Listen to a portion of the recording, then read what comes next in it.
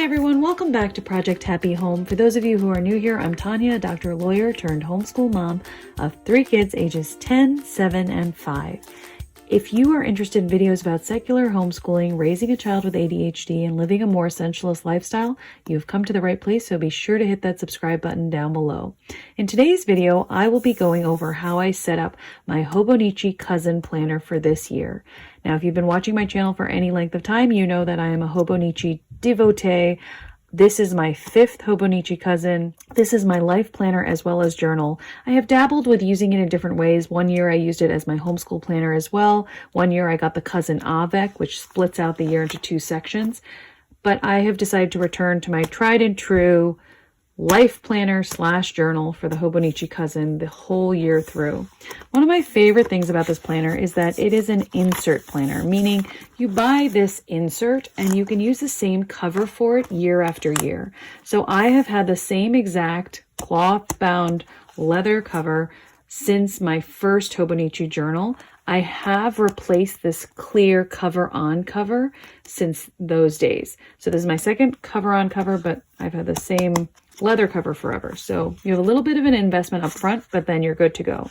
This is a great little cover, by the way, sold by Hobonichi itself, because it comes with 2 attached bookmarks at the bottom, as you can see, but also all these cute little cunning pockets, and they're very nicely stitched and tight. I've had them for, this is the 5th year now. They still very easily hold 1 credit card. Nothing ever falls out of them, so I keep my stencils in here. Some people like to use their planner as their wallet as well, and this would suit it very nicely because you have a pocket here for cash. I actually just slide a couple extra bills in the back here. I keep some important correspondence in the back, some stickers, and a couple of bookmarks as well. The cover comes with these pen loops, and the actual design of the pen loop is designed so that you can align them and then slide a pen through both of them at once in order to lock your planner closed.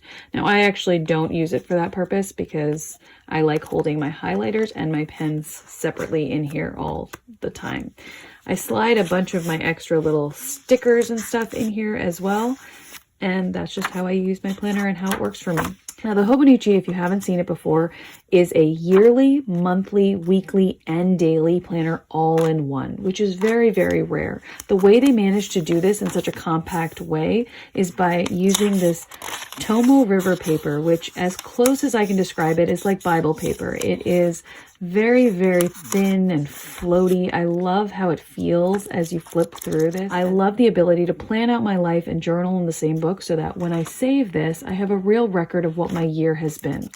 So when the journal opens, it actually gives you a 2020 calendar, and you'll notice that I have stuck on a Katie Daisy 2020 calendar from my gratitude journal from last year. And I just wanted to because I think it's so pretty. But it also gives you a yearly spread for the year before and the year to come. So a 2021 calendar. Then it gives you these Calendex pages. It gives you on 4 pages, all 12 months. And Calendex pages, if you're not familiar, basically are vertical layouts where each column represents a month. So here's March, April, May, June. And you have here 3 bullets for if you want 3 priorities or whatever you want to do. And then you have the dates printed down the side. And then you have these empty boxes here as well. This year, for the first time, I am using my Calendex planner as a habit tracker. So I am tracking these particular things, whether I am quiet or meditate during the day, if I've done anything to grow my spirit, if I've learned anything new, if I've read a poem, have I written down my intentions, have I moved my body in some way, whether it be yoga or walking or exercising, have I said my prayers, have I done my gratefuls, and have I read something? I am tracking it in this fashion right here, if you can see. So on the first, these are the things that I did, and you just follow the columns down. And this is just a nice way of keeping myself accountable to see what I'm slacking on. So for example, if you can see, I have not written my intentions down nearly as much as I have liked, and I also have not moved as much as I would have liked, but hopefully those things will change. I also stuck on these cute little weight tracker stickers because I am trying to lose a little bit of weight this year, and I put in some people's birthdays as well. What I use the 3 bullet points for at the top are going to be visitors, or if we travel somewhere, just our travel stuff. And this excess space at the bottom, I use for quotes to live by. So a quote that has been especially motivating me that month. On the next page, you have December of the last year. It's a monthly spread, and I'll show you what a monthly spread looks like. Basically, it looks like this. So here's the July spread. They have the week starting with a Monday and ending with a Sunday. And you have Sundays in red here and Saturdays with a little grayed out column as well. I like the way that they have the grid layout. So if you wanted to write in straight lines, you could, but the grid lines are fainter.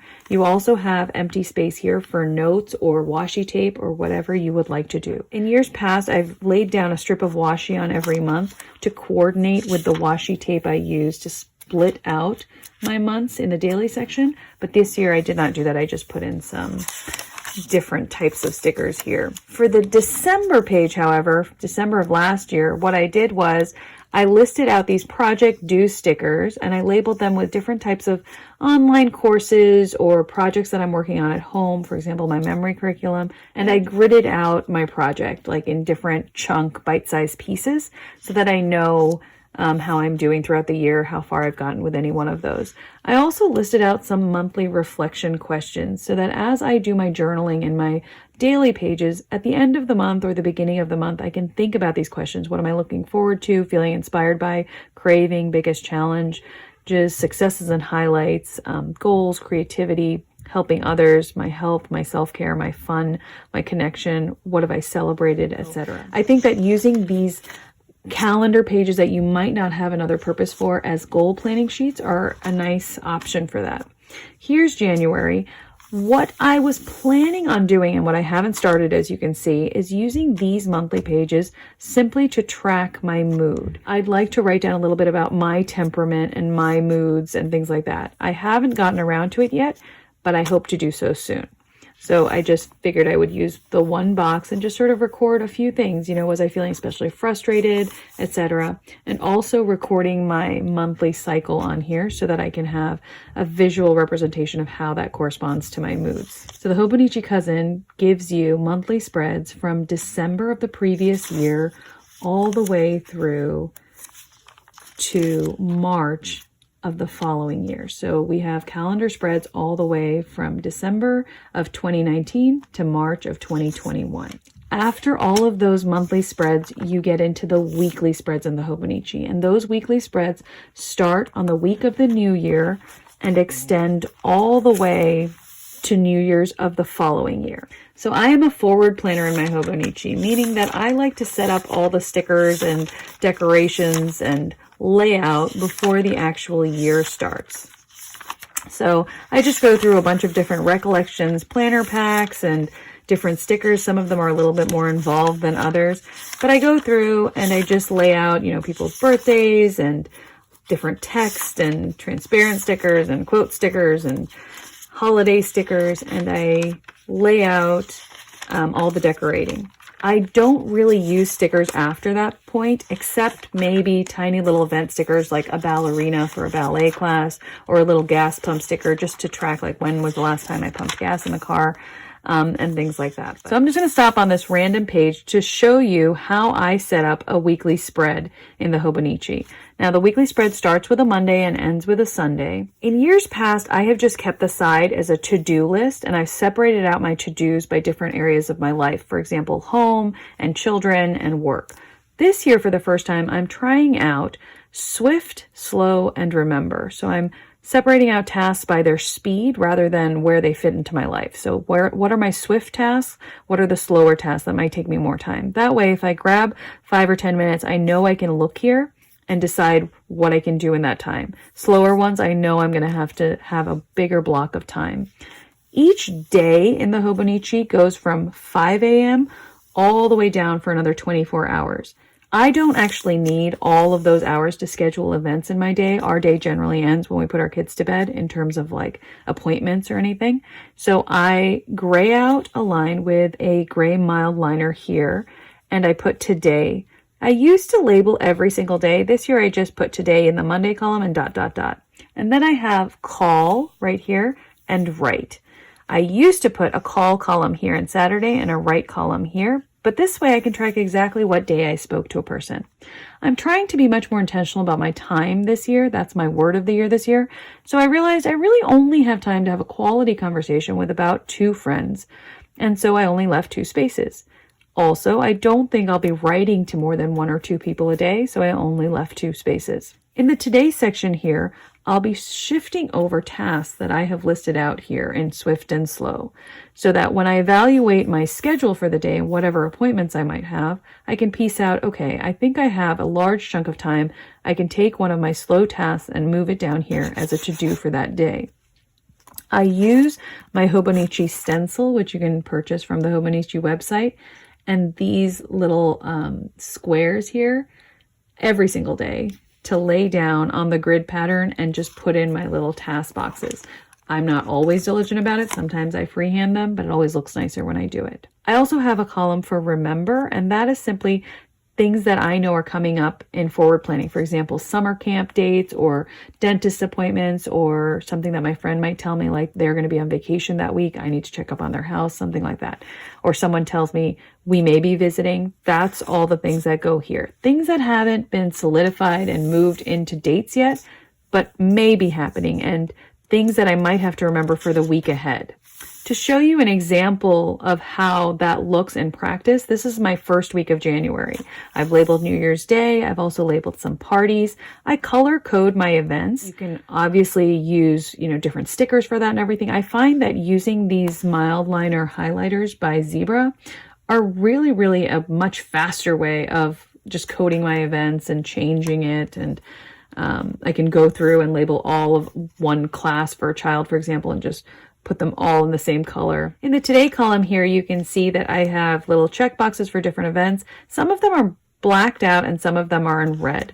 I actually use the pen that Hobonichi sends. This year, Hobonichi sent a red pen.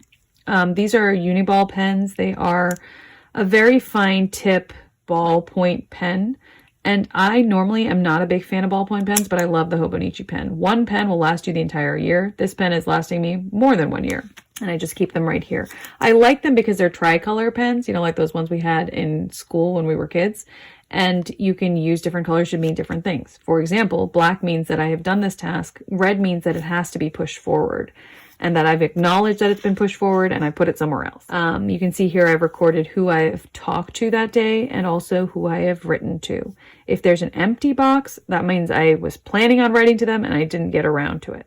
After the last weekly page in the Hobonichi, you have this page, and it's labeled Turning the Page to a New Year, and I've actually left it open to write a letter to my future self. It would have been great to have done this before the new year, but I didn't, so I'm getting around to it. I did complete this page, however, where I wrote out some reflection questions from 2019 that I had seen in other pre-printed planners, and also some goals for 2020. So I listed out my closest friends from 2019, my favorite song, TV shows, favorite books, my fears, my hopes, my wishes for the coming year, my goals for the coming year, goals for my mind, and goals for my soul. Going through that reflective process was really very helpful. It helped me just think about the year that had passed, really kind of roll those ideas around in my head. I looked through my previous planner as I did it. It gives you a much better view of the future when you can reflect upon the year you just completed. You probably have achieved more than you thought you would. There's a lot of goals that we set for ourselves that we don't get to complete, but when we reflect upon it, we realize how much further we've come than we think. We've achieved goals that we perhaps didn't even think to set for ourselves. When you start the daily pages, you have a face page for every single month, which is not gridded. It's like a blank page, but you can see the grid lines from the previous page through it.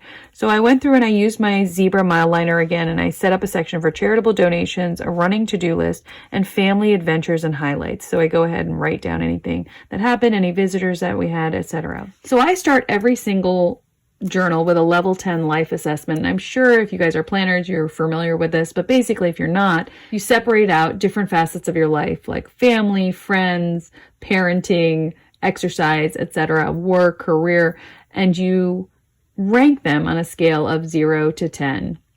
And you just figure out where are you in your life, and you try to get those numbers a little bit closer to 10 every single year. I do glue things in my daily pages that I find from all over the place. I'm also trying to write down intentions this year. I'm not good at this. I've never stuck to it.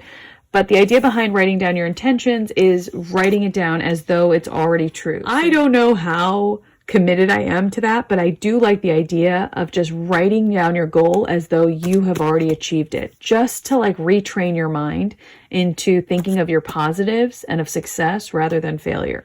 I take pages from my previous journals that I'm no longer using, and I stick them into my forward journals, because instead of this beautiful page from Katie Daisy's journal last year going to waste and never being seen again on a shelf, I just cut it out and taped it into my journal for this year so I can still enjoy it. I do recommend that, especially if you have journals that you haven't completed using or you haven't used as much as you would have liked.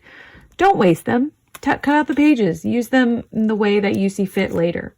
As I mentioned before, I do separate out each of the months with a different washi, and that just gives you a really nice, non-bulky way of separating out the months. And if you know what washi belongs to what month, it's really easy to like flip to it. I try to make mine a little bit seasonal, but I'm not really picky. But you know, July you go to the pool a lot, so I picked a pool washi. I should mention that each of these daily pages does have a little time tracker on the side. So if you're the type of person who wants a daily planning page, this does work because you have the times here, like 6, 7, 8, 9, etc. And you can write down events here. There's also 5 little boxes up here where you can write down priorities for the day or to-do list. You can use these daily pages in any way you want. I use them as a personal journal. After the 31st of December, you have a few blank pages here. So 1, 2, 3, 4, 5 blank pages. I've actually put in Modern Mrs. Darcy's reading challenge in here. I have a separate reading journal, and I don't know yet if I'm going to continue using it. I might just fold in my reading journal life into this book, because as you know, I'm trying to become more essentialist and minimalist, and I think having one less book is good.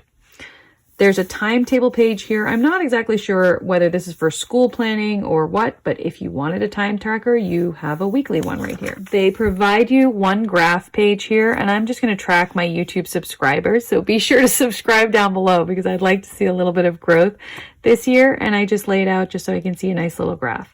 On the favorites page, you have this little layout where I think you can put in a favorite movie or a favorite meal or favorite music and then give it a ranking. I actually just use it as an address list for like. The Hobonichi also provides a list called My 100, and they have a blank title here. I like that this page lists out 100 little boxes and does not box you into one particular category. So I'm actually going to list out the books that I read this year.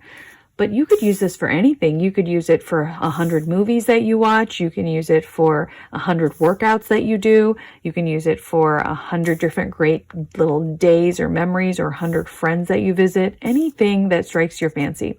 I also like how they black out the 10s here, so it's really easy to see where you are on the list. This little washi tape actually holds a list of passwords that I have just transferred every single year from my very first Hobonichi, and that way I don't have to rewrite it again. There are some pages in Japanese that follow. I have no idea what they say. I don't mind that they're there. I generally use them as sort of holder pages, so when I want to glue something in, like the book list or something, I do it there. There's a page for tracking gifts. I've never ever used this page, but if you wanted to, it's there. I generally cover it up with something else. There is an address page for 8 people in the back for perhaps the people that you write most frequently. There's a page in the back for your personal identifying information. So that is my Hobonichi, you guys. I cannot say enough good things about Hobonichi Cousin, especially if you're the type of person who likes to carry your journal and your planner in one. My 2 favorite pens to use in the Hobonichi are the Hobonichi Techo pen, which is a uniball that gets sent by Hobonichi when you buy from them, as well as the Sakura Microns. Now, the Sakura Microns are archival ink. They are a very fine point type of felt almost, and I love them. The only thing is you do have to wait quite a while for them to dry before putting any kind of highlighter on top of them. As I mentioned, my favorite thing about the Hobonichi is that it is an insert journal that I can take out easily and store and archive for just memory keeping, etc. I also love that you have a low investment. You have this upfront investment of a cover at first, but then after that you can stick to the same cover forever and just replace your cover on covers maybe every 2 or 3 years. If you are artistic, it's also a great option because this Tomoe River paper takes watercolor so well. And you can see beautiful, beautiful artwork done in the Hobonichis if you look at the Facebook groups for more artistic people than me. So if you have any more questions about Hobonichi, please let me know in the comments down below. I'll be happy to help you out. There are great Facebook groups to be inspired by and great Instagrammers also who post beautiful layouts. These are really the only things that I use in my Hobonichi. I'd like to start learning how to watercolor this year with the help of my friend at School Nest on Instagram. But all of that remains to be seen. As always, you guys, I so appreciate your time. Thanks for spending some of it with me, and I wish you the very best in 2020 and always, and good luck with your planning.